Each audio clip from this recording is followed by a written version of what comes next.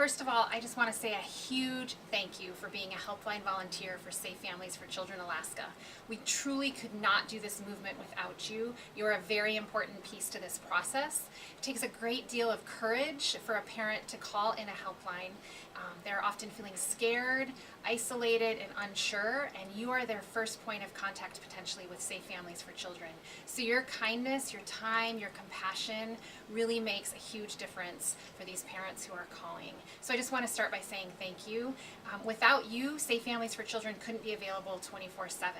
One of my favorite stories is a Helpline volunteer, a busy mom. She was loading her kids into the car at 8:30 in the morning. She took a phone call to another mom who had called in crisis. She was able to talk with that mom momentarily, pray with her, and calm and settle her spirit.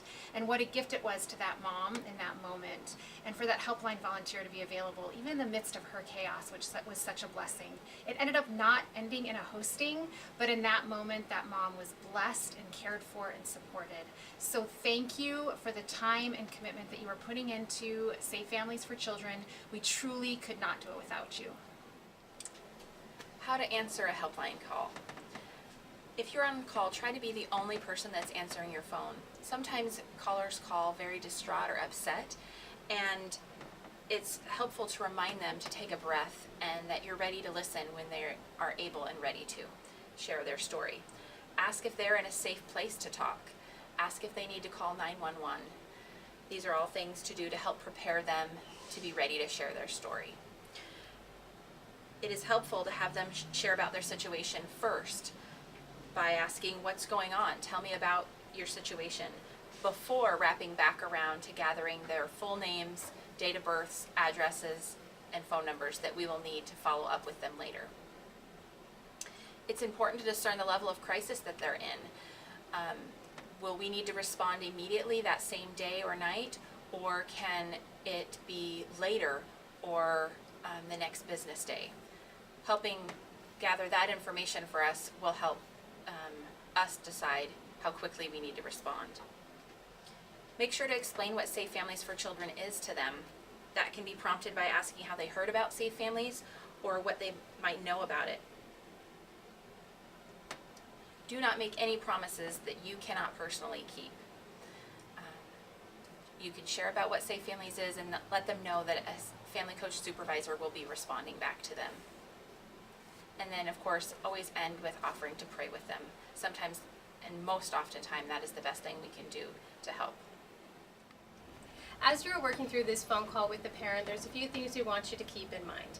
Some common situations that you're going to run into is a parent that calls in and they're homeless, or they've lost their job, incarceration. We have different inpatient rehabilitations that they might need to enter into.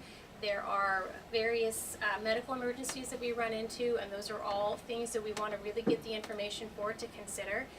The most important thing when you're taking in this information and asking these questions is know that we're not asking you to make any determination as to whether or not this is a good fit for the program.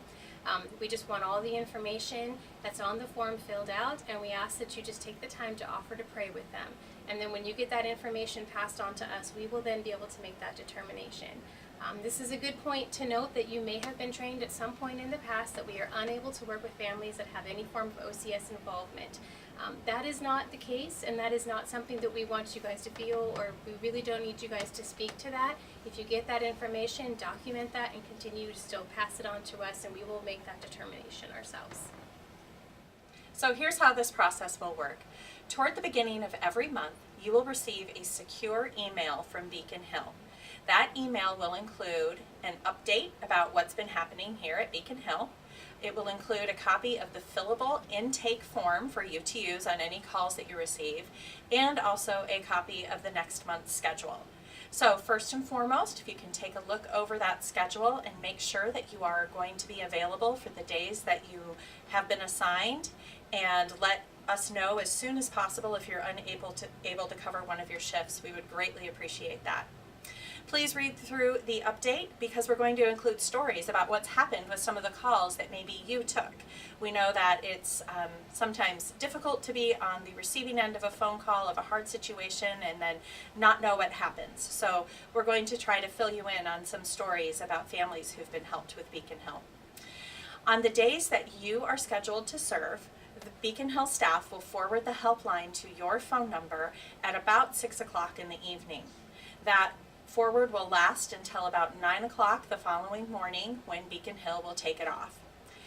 If you receive a call, or when you do receive a call, please use the fillable intake form included in your email to collect the information from the parent who's calling. If you would please then respond to the secure email that you received from us and include that completed form, that will help protect our parents' information and just get it back to us in a super timely manner.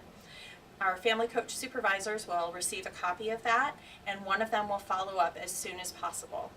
So again, thank you, thank you, thank you from the very bottom of our hearts for the way that you serve. Oftentimes, you are the one friendly voice, the one bright light in these parents' day, and sometimes that makes more difference than we can imagine. So we appreciate you, and we thank you for your service, and look forward to doing great things with you this year. Thank you.